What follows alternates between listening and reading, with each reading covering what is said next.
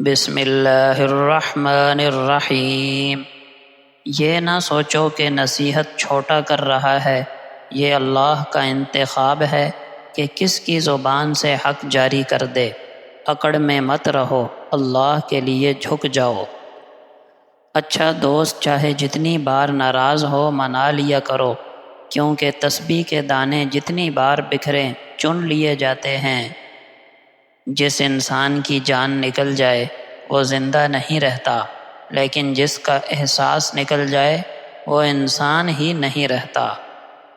زمین عقل مندوں سے تو بھر گئی مگر درد مندوں سے خالی ہے۔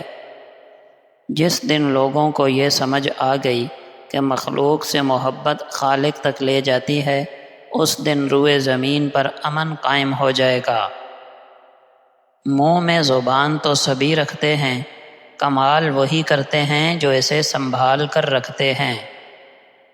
انسان اس وقت مایوس اور پریشان ہوتا ہے جب وہ اللہ کو راضی کرنے کے بجائے لوگوں کو راضی کرنے میں لگ جائے۔ کبھی کبھی ایسا ہوتا ہے کہ سکون کے لیے دعا کی نہیں بلکہ کسی کے محبت بھرے لفظوں کی شدید ضرورت ہوتی ہے۔ اگر لہجے میٹھے ہوں تو الفاظ شفا دیتے ہیں۔ زندگی میں خود کو کسی کا عادی مت بناؤ، کیونکہ انسان بہت خود غرض ہوتا ہے۔ جب آپ کو پسند کرتا ہے تو آپ کی برائی بھول جاتا ہے، اور جب آپ کو ناپسند کرتا ہے تو آپ کی اچھائی بھول جاتا ہے۔ جس طرح مردے کو کندھا دینا ثواب سمجھا جاتا ہے، اسی طرح زندہ لوگوں کو سہارا دینا افضل سمجھ لیا جائے تو زندگی آسان ہو جائے۔ لباس قیمتی ہو یا سستا، کردار کو نہیں چھپا سکتا۔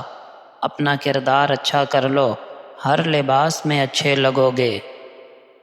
لوگوں کا حال تو یہ ہے کہ سیدھی بات کرو تو بدتمیز، خوش اخلاقی سے بات کرو تو ڈپلومیٹک، اور اختلاف کرو تو بے ادب۔ اگر لہجے سے کسی کو خوشی نہیں دے سکتے تو اپنے کردار سے کسی کو تکلیف بھی نہ دو۔ کسی کا دل دکھا کر تم اپنے لیے سکون کے لیے مارے مارے پھرو گے، لیکن پھر بھی تمہیں سکون نہیں ملے گا۔ جب غلطی ثابت ہو جاتی ہے تو عقل مند اپنے آپ کو درست کر لیتا ہے اور جاہل ضد پر اڑ جاتا ہے۔ مصائب کا مقابلہ کرو صبر سے، اور نعمتوں کی حفاظت کرو شکر سے۔ تیری غفلت کی علامت ہے اہل غفلت کے پاس بیٹھنا۔ دنیا میں جتنی بھی لڑائیاں، نفرتیں، دشمنیاں، رنجشیں پیدا ہوتی ہیں، ان میں سے اکثریت کی جڑ زبان ہی ہوتی ہے۔ اپنے الفاظ کا چوکیدار خود بنیں۔ بولنے سے پہلے دل میں 3 بار سوال کریں، کیا یہ بات حق ہے؟ کیا یہ کسی کا دل تو نہیں دکھائے گی؟ کیا اس سے میرا رب راضی ہوگا؟ جو دوسروں کے لیے آسانی پیدا کرتا ہے، اللہ اس کے لیے دنیا و آخرت میں آسانیاں پیدا کر دیتا ہے۔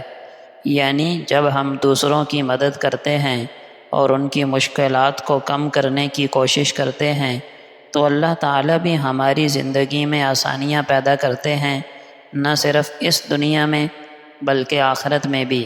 یہ ایک ایسا اصول ہے جو ہمیں دوسروں کی بھلائی کا سوچنے اور عمل کرنے کی ترغیب دیتا ہے۔ علم ایک طاقت ہے، لیکن اخلاق اس کی خوبصورتی ہے۔ علم حاصل کرنا بہت اہم ہے، لیکن اس سے بھی زیادہ اہم یہ ہے کہ آپ اچھے اخلاق کے مالک ہوں، کیونکہ اچھے اخلاق ہی علم کی اصل قدر کو بڑھاتے ہیں۔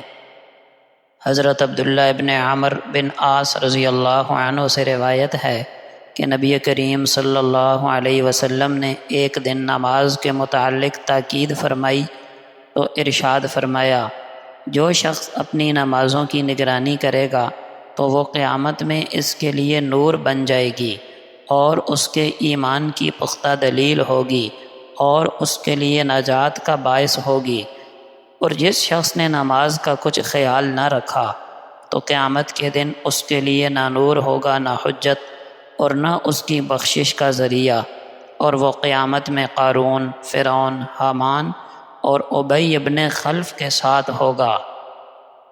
حضرت ابو ایوب رضی اللہ عنہ روایت کرتے ہیں کہ نبی اکرم صلی اللہ علیہ وسلم ایک سفر میں تھے کہ ایک بدوی سامنے آ کھڑا ہوا اور اس نے آپ کے ناکا یعنی اونٹنی کی مہار پکڑ لی، پھر کہا اے اللہ کے رسول صلی اللہ علیہ وسلم، مجھے وہ بات بتائیے جو جنت سے مجھے قریب کر دے اور دوزخ سے دور کر دے۔ رسول اللہ صلی اللہ علیہ وسلم رک گئے، یعنی آپ نے اس سوال کا جواب دینے کے لیے اپنی اونٹنی کو روک لیا۔ پھر آپ اپنے ساتھیوں کی طرف متوجہ ہوئے اور ان کو متوجہ کرتے ہوئے فرمایا کہ اس کو اچھی توفیق ملی، یا یوں فرمایا کہ اس کو خوب ہدایت ملی۔